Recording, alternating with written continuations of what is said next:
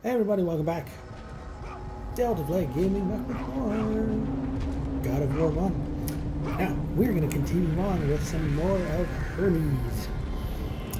So, we're going to talk a little bit about the birth of Hermes.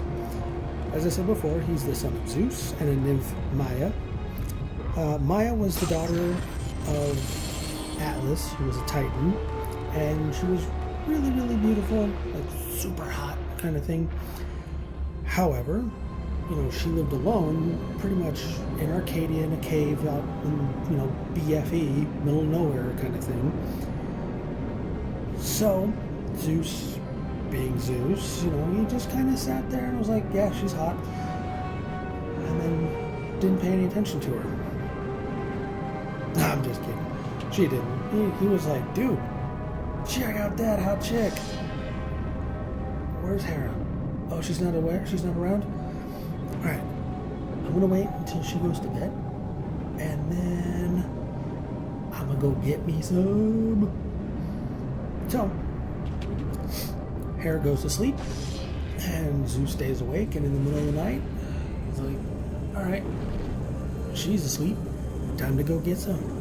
So, he heads on down, heads into the cave, and, next thing you know, Maya is pregnant. And it didn't even go for 9 months. Typical birth, 9 months, blah, blah, blah. No. They got it on, fell asleep, and by the time that she woke up, Hermes was grown. He was born and growing up, relatively quickly. Kind of goes to further, the whole, him being very fast. Kind of like, I never saw the movie, but I guess like a reverse Benjamin Button, where he's growing up faster. So, Maya's like, well, a baby needs clothes to be wrapped up, so she, wraps him up in some clothes. And everything seems fine, but as soon as she falls asleep, he starts to kind of wriggle himself out of those clothes, little wrappings, and he just kind of props himself up. 1 step, 2 step, 3 steps, starts walking, and then starts running, and then he just runs, and he runs, and he runs. He runs all the way from Arcadia, all the way to Thessaly, or Thessaly. I believe it's Thessaly. So, he runs to Thessaly,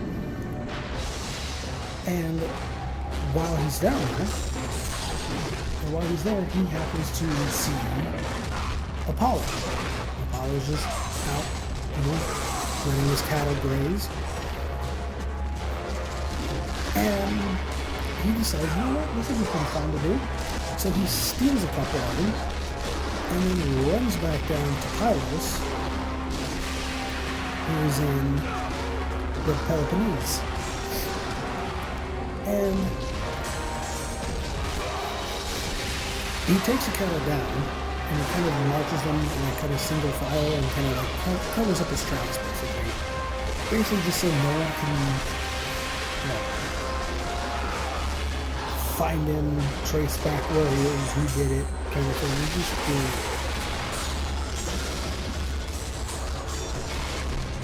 And, while he's doing this, there's this old guy, Battus, who, sees him, and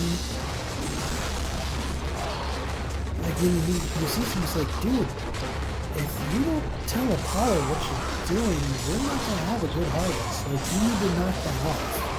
That's not cool. And so he's like, alright, I guess so. And he's heading on his way back. And on his way back with the cattle, he's kind of he just happens to look over and just see a tortoise. Now, I don't know if it's a tortoise or if it's supposed to be a turtle, because granted they're similar, but they're slightly different. But according to this, it's a tortoise. And most people, when they see a tortoise, turtle, whichever, they're kind of like, oh, look, it's a turtle. It's a tortoise. It's whatever. No, Hermes is like, dude, I gotta make a guitar out of that. So he guts the tortoise, and he uses the intestines as string. But he doesn't use the tortoise. He doesn't use the tortoise's intestines. He used the intestines from one of Apollo's cattle. Not exactly sure. I mean, it kind of seems more like a psychopath kind of thing. To kind of be like, hey, I need string. Give me your intestines. Kind of, weird. So, he's heading back home to, where his mother was. And when he gets back there, he kind of wraps himself back up in the little wrappings that he had, that his mother put him in. And Apollo finally finds out that my cattle are gone and they've been murdered. WTF. Oops. My controller. Don't know why that happened. Anyways. So, he confronts Apollo. Apollo confronts him and his mom. And, Hermes is he's not fully an adult. He's still kind of young at this point. And he's trying to play off the whole, like, I don't know what you're talking about, dude. I'm just a little baby. But see, I'm wrapped up in these little baby clothes. Goofy baggy.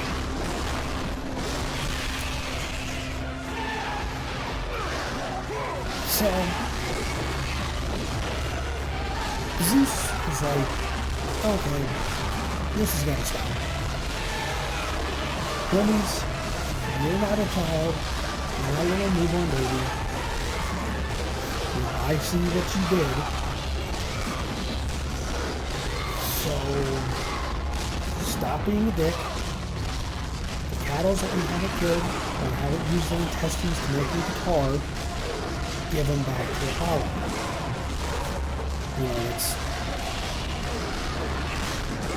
That's just messed up. Why would you even do that in the first place? Kind of thing. And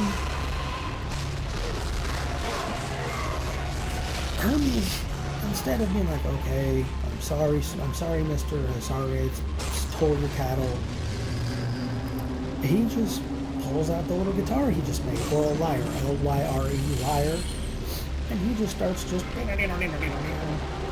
jamming out on it. He starts playing his Bohemian Rhapsody kind of thing. And when Apollo listens to this, he just sits back for a second. He goes, damn, dude,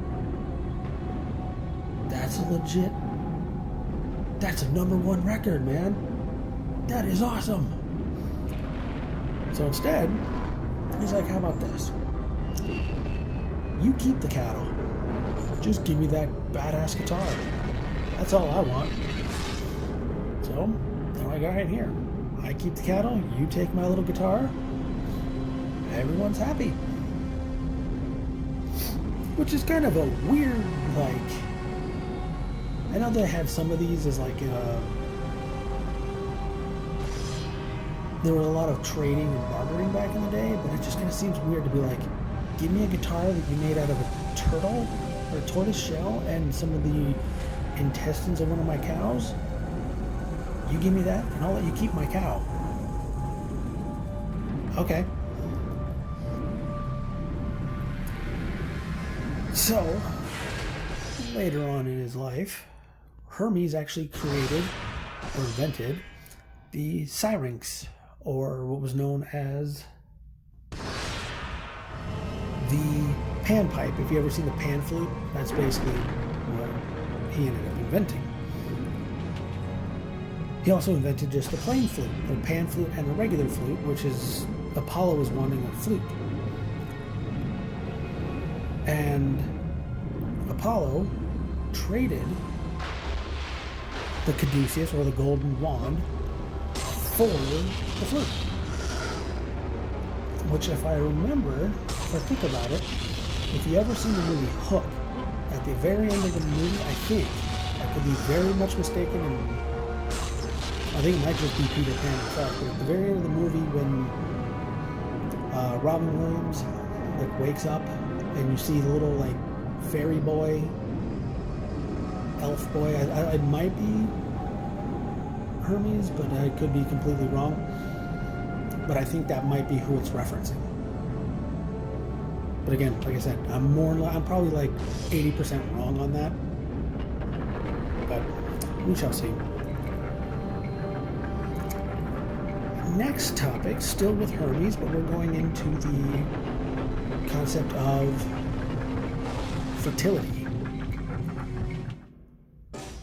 So, Hermes makes out with Polymele, which means rich in flocks. I'm assuming flocks and flock of seagulls, flock of herd kind of deal. They end up having a kid called Eudorus, which means generous. And again, both are kind of aspects of Hermes. He's generous, he's rich with flocks, rich, just kind of caring, giving kind of guy.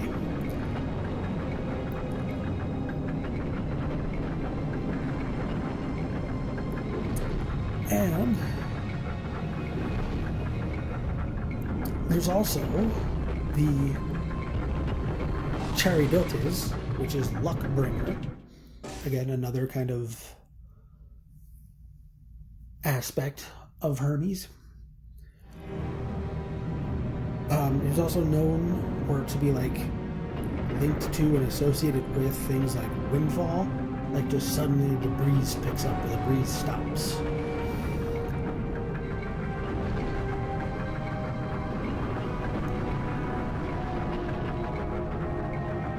And now we're gonna dive. So it was a very brief topic of that. We're gonna go back into with Hermes and protection and that kind of aspect. Now, back in the day in Greek mythology, the phallus is apotropaic, or also known to be something capable of warding off evil. So some of these murals, paintings, and reliefs, you might see somebody with a 3-foot wang. Just to be more of kind of that I've got a big stick, speak softly and carry a big stick, hey, check this out, I can beat you to death with this thing, kind of thing, and protect myself from evil. Sounds a little weird, but just gotta roll with it. So, to go along with the whole concept of relief and protection, they had little statues, little square-looking statues with a phallus in the face. They would and put them at the front of shops to ward off thieves, any kind of maybe fire in the house, stuff like that to kind of ward off and protect against that. Again, same houses, so people don't hurt me, my family, hurt my house, steal anything. Just along at temples, again, same concept. Streets, just to kind of, especially more with plazas too, just to kind of help with really want protection, because we want to have a great city. So we're going to put these out and just roll with it. Everything will be fine. The more bricks that are there, the better it is.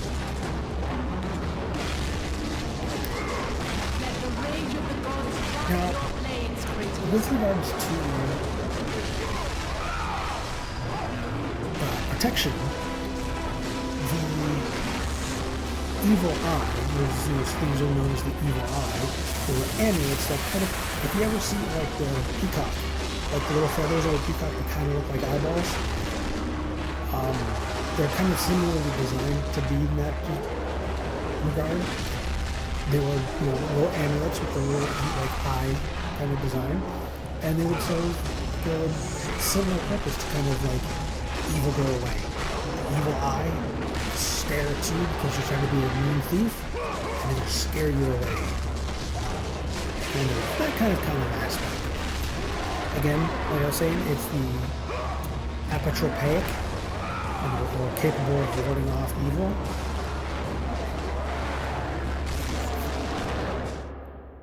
What is wrong with my controller?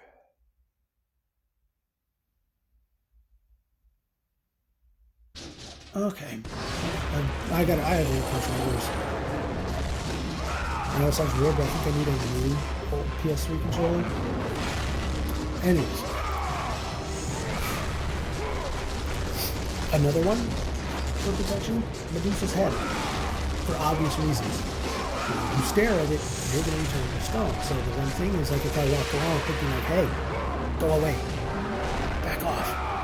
Don't bring that evil here. They're going to like, oh my god, run away. Again, it wasn't just specifically for... it wasn't just Hermes. That's like, there's only one thing that protects us from everything. They had a multitude of items that help them protect themselves.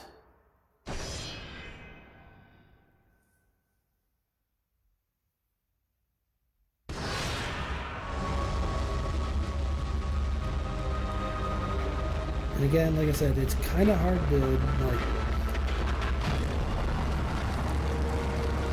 show off some of these notes because a lot of them are visual. Like there's a few visuals here of like Medusa's head. What they had back in the and I missed. And there's I can't really put some of these reliefs on here because there's just dicks everywhere. And YouTube probably won't be very happy with that. Someone might be like, oh my god! So, we're going to go back into the topic of how phalluses are considered protective.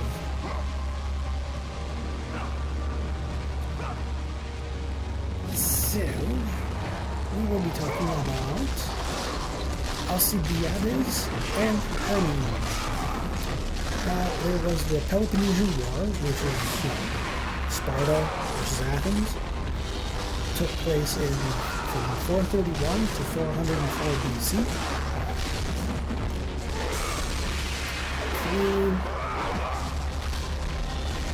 About midway through the war, an Athenian named Alcibiades, Alcibiades, just came up with this idea and was like, hey, why don't we just like go over here to Sicily and just ravage it, just destroy it. Let's do it.